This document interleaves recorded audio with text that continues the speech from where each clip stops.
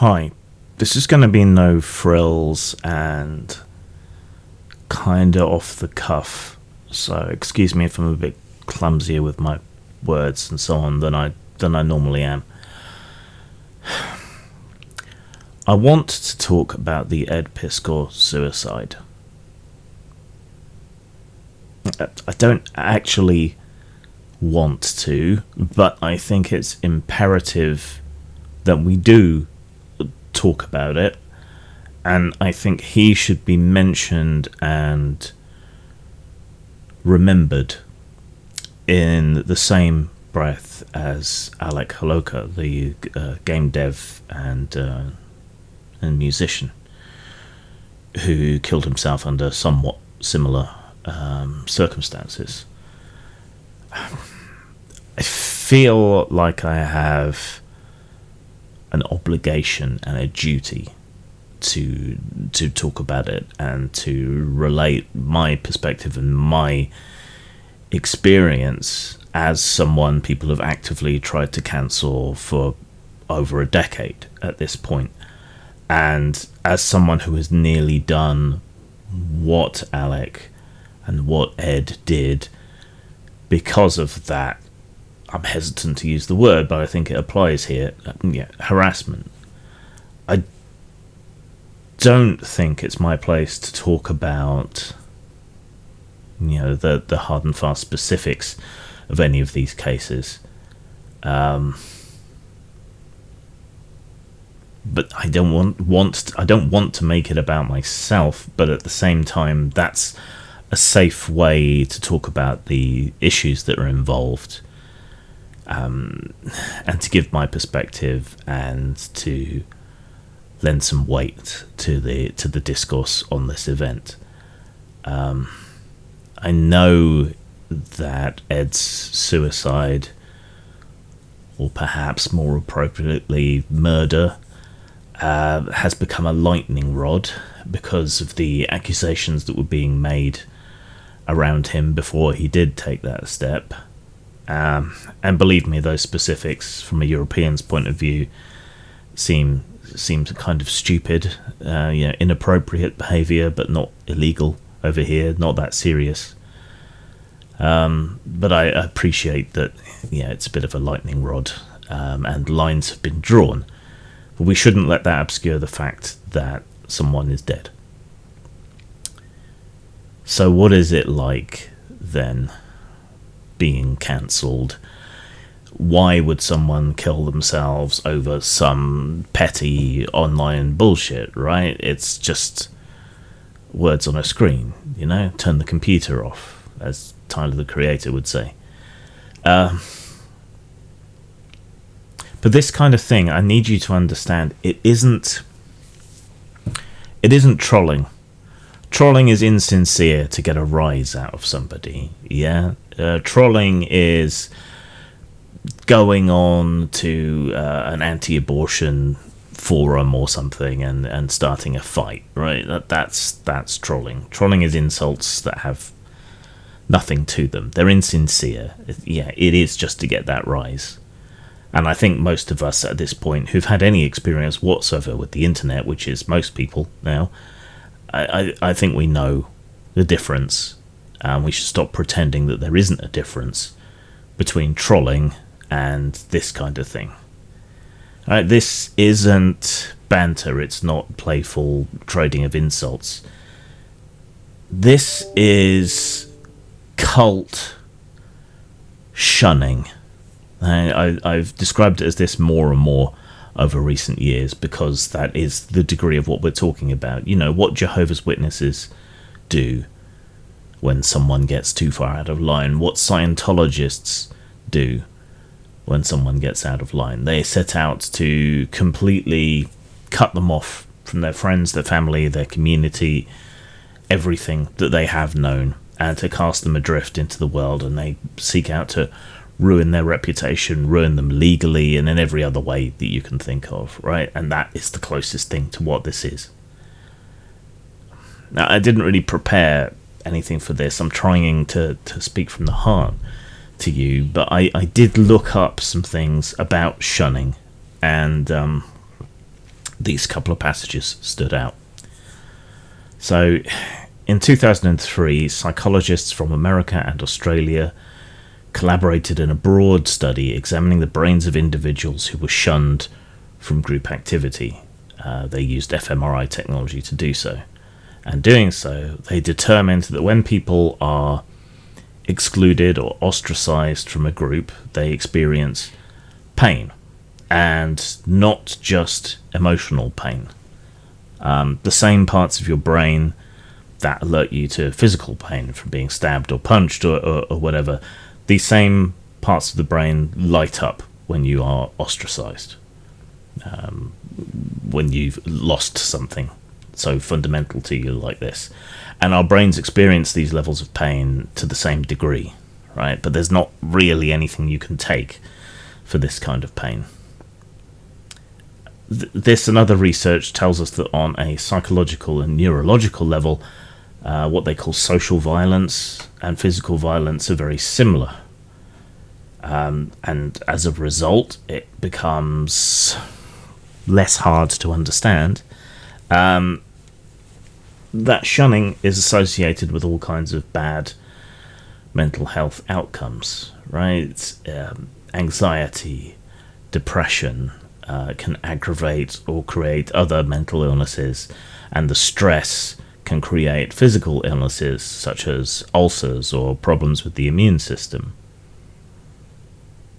And where we are now, a mere accusation of the right kind of impropriety is enough to get you shunned now. There's no room for mistakes, horseplay, flirtation, misunderstanding, clumsy language, something you said in the past in a different historical context, at a different level of your personal development. It doesn't matter. The pendulum seems to have swung way too far, and courts are irrelevant. Just the accusation, even for powerful people, ends careers, destroys your connection with your community, forces you, at best, to try and make a new community where you might not be a particularly good fit, or which is filled with people who only seem to confirm the accusation against you in the eyes of your accusers. And nobody stands by you because they don't want to risk getting the same treatment. And while emotionally that might strike us as unjust and horrendous and contribute to that trauma, it might seem like cowardice, but if you think about it, it's rational for a lot of people to try and self-preserve, to keep their own jobs, their own friends, to be able to continue to provide for their family, their children, their loved ones. You see what's happening to someone else, it's natural not to want to stand up and draw that fire and ire upon yourself, right? It makes sense. But that's exactly why I do it, I think. I don't feel like I have anything else to lose, and so I stand up for people who may not seem to deserve it. Even for people who might well be guilty of what it is they're being accused of. But, we're not the courts, we're not investigators, we're not in any place to judge. And I would rather stand up for the rights of a couple of horrible people if it means protecting a majority of non-horrible people. I was targeted. I lost friends who I thought knew me better. I lost work. I lost freelancing gigs. Lost access to various social spaces. I was made to feel unwelcome at conventions. I was thrown into a suicidal depression that has never really left, despite heavy medication, which hasn't done my physical fitness and health otherwise much good. At least mostly stops me wanting to kill myself. I still get flashes when I wish I had, because it's still been a struggle. I find working difficult. I used to be someone who could bang out 10,000 words a day. Not anymore. So even if I could get more freelance gigs again, it would be hell to try and get it done in any sort of reasonable amount of time. And this is all because of trauma from all this other stuff.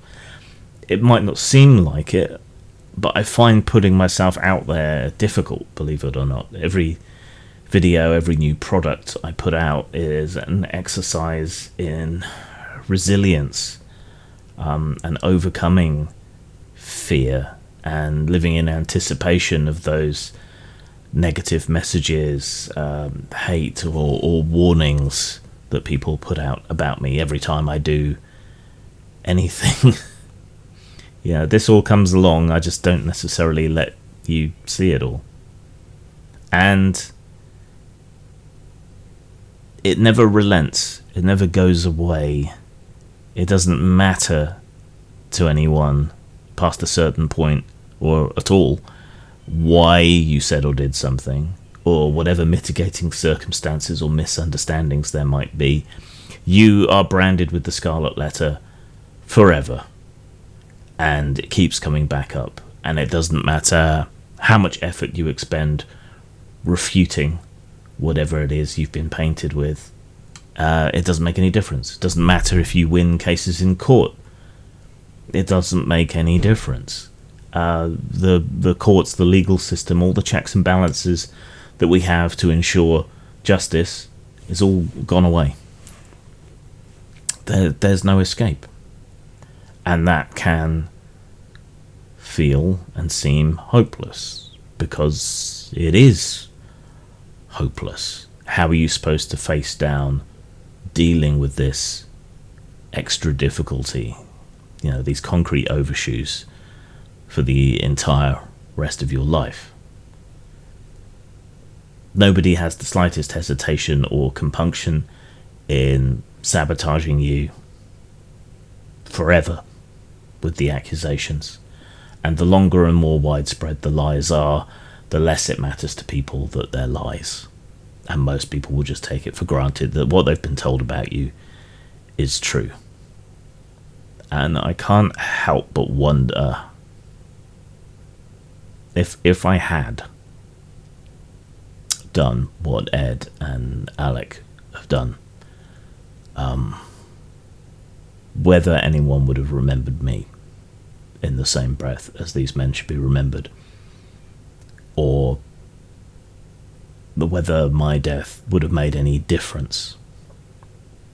If I hadn't been interrupted with the razor, if I hadn't bottled out at the railroad tracks, or if I'd given in to the intrusive thoughts almost every time I make dinner with a kitchen knife, would that have mattered or made any difference to anyone? Would it have made any difference to this situation, or would it just have been pointless?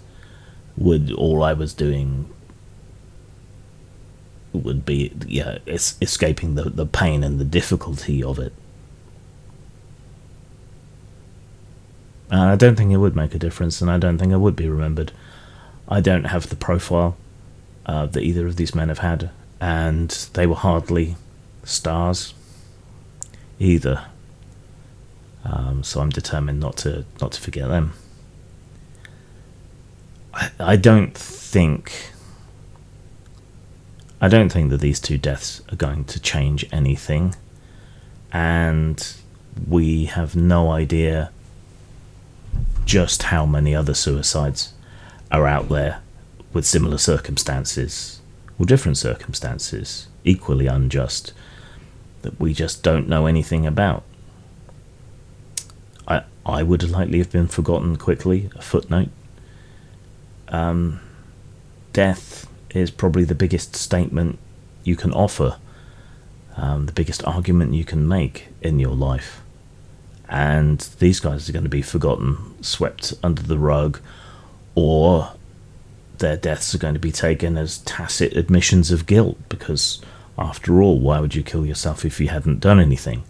Well, how about because you hadn't done anything, But that doesn't matter. That seems like a good reason. If you're going to be facing this down for the entire rest of your life, that can seem like insurmountable pain and difficulty. Trust me, I've been there. I don't know that there's anything we can actually do about this. I don't think anybody is interested in doing anything about this. I try, in my own little way. I try to interpret what people say in the best, most charitable way. I try not to engage in the behaviour that I have hated and that has driven me to the brink. I get beaten down again and again. I get disappointed again and again. But I keep going. And that is a victory of some kind every single day. I fail at these things. I fail at them every day just as much as I succeed. But it is something. At least I'm trying. And if we all try just a little bit harder every day, collectively, then maybe we can actually make a difference. Or at least feel better about ourselves compared to the people that contributed to Ed's death.